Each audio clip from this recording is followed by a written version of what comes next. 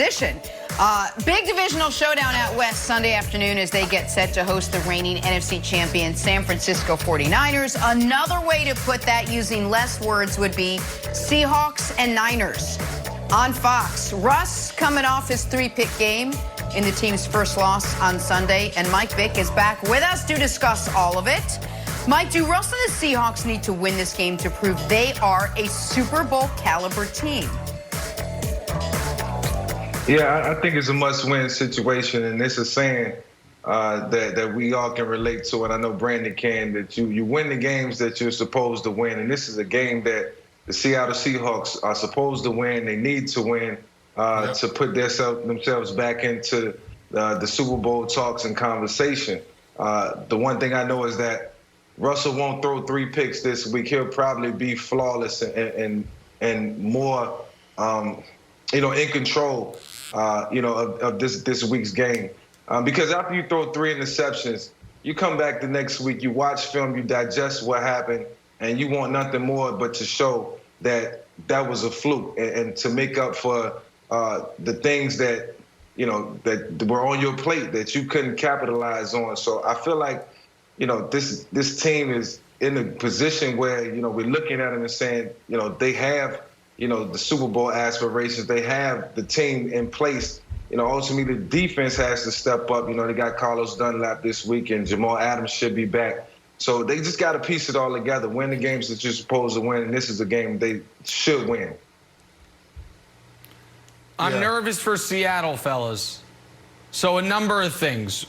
On the smaller piece of the nervousness is their running back room is just a mash unit.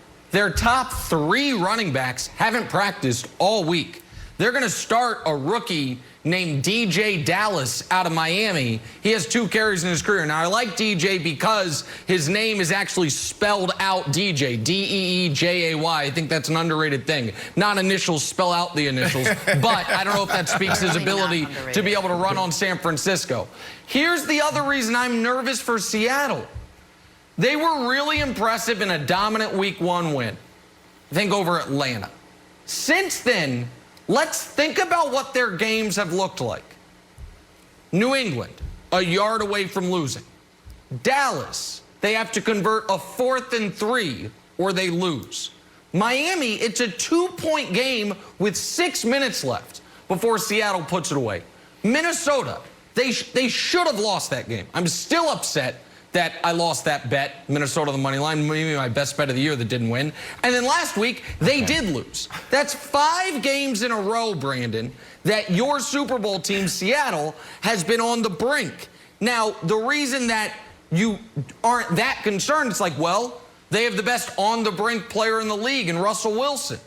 But nobody can roll those dice every single week and not crap out.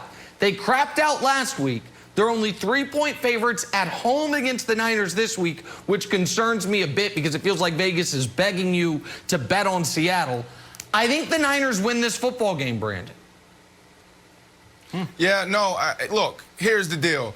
The Cam Newton and the Patriots, they were playing good football before COVID hit that locker room.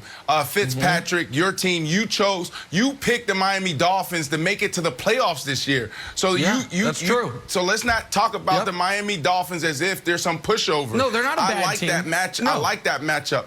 Yeah, and then also you can look at this, the way these games are set up. Dak Prescott, Dallas Cowboys. Dak was throwing it for 450 yards a game before he got injured. So those were interesting matchups. Now, I don't think they need this game to prove that they're a Super Bowl caliber team. I think they need this game just to stay on track to the Super Bowl. Now, look, on the defensive side, I think they're a few weeks away from being a good enough defense that give Russell more chances, to give that offense a couple more opportunities to do what they do best, and that's to light up the scoreboard. They got Damian Snack Harrison's coming back, 2-time teammate, played with him with the Jets and the Giants. This dude can do it both in the run defense and also getting after the quarterback. You got Jamal Adams coming back from a growing, and now you got Carlos Dunlap, where they absolutely need him to put pressure on the quarterback. So I do think they're a few weeks away from that defense being good enough. Offensively, that was an asterisk. That was just a blimp on this stat sheet. Russell Wilson throwing for 3 picks. Like, that's just not going to happen again. Russell Wilson, this offense is prolific. They're awesome. I think they get the job done. They need to just settle down and just do what they do best. The standard there in Seattle, and it's always been that way since Pete Carroll got there, Wilds, is let's go win the Super Bowl. That's it. Give me your best stuff every single day. Practice, game time, in the meeting room. That is the standard. Yep. That is the energy. So I think your points about the defensive additions are massive, but I just want to elaborate on one small point you made before I kick it to Wilds, which is the difference between being a Super Bowl contender, which I think Seattle is, and being on track for the Super Bowl. We're now through half the NFL season, and I think we can say this. The NFC is deeper than the AFC, but the AFC is top heavier. I think the 3 best teams in football are all in the AFC. Kansas City, Pittsburgh, Baltimore. But the next 7 might be in the NFC, which is why, Wilds, with a win, Seattle would be the 1 seed in the conference, and with a loss, they could wake up Monday morning on the outside looking in of the playoff picture. So because the NFC is so log-jammed at the top with teams with 4 or 5 wins, every week feels like a near must-win for any of the real contenders, Wilds. Totally agree. I think we might be seeing the 49ers shake off their Super Bowl hangover. We're just 3 weeks away from Jimmy G being pulled from the game, and Shanahan's like, he's hurt. And they're like, oh, is he hurt or is he in danger of losing his job? Then he bounced back against the Rams. He had 3 TDs. Then he had a solid game against the Patriots. And what's the way to beat a hangover once it's about 4 o'clock? You got to eat.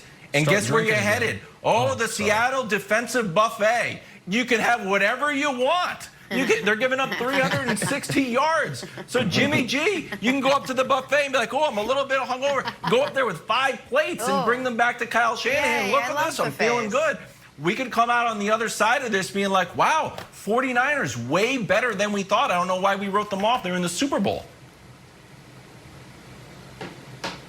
The buffet. I love it. Mike, what do you, Look, Mike, at the end of the day, Mike, where do you see it? He's got a point, Michael Vick. Jimmy G has been balling. I got to give him that. I take no credit away. I like him as a quarterback. I like him in the San Francisco 49ers uniform.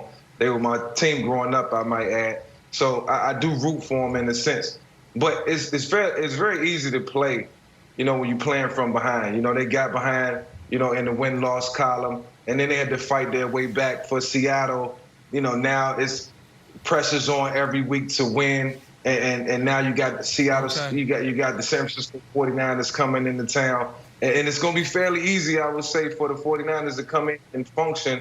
It's going to be harder for the Seattle Seahawks. So this is a critical matchup this week, and the best team is going to win. Yep. All right, let us move on. Play a little drawing a blank now. It is finally Tua time in Miami. The rookie quarterback getting set to make his first NFL start. His Dolphins had the bye week to get him ready to go. Won't be easy. He'll face a tough Rams team with Aaron Donald as hungry as ever to keep the theme going. So let me ask you, Mike, Tua's first career start Sunday versus the Rams will be blank. Successful. I'm excited to see this guy. From one lefty to another. I like everything about his game. I like his accuracy. I love his consistency when he was in college. I think he's a winner. And his game face, the eyes of a quarterback says it all. This guy, no smiles, all about business. He's going to be one of the best and brightest stars in the NFL over the next couple of years. It starts on Sunday. Love it. Love it. All right, we've got to talk a little Browns. Is it possible Baker will be better Sunday without Odell? We'll tell you.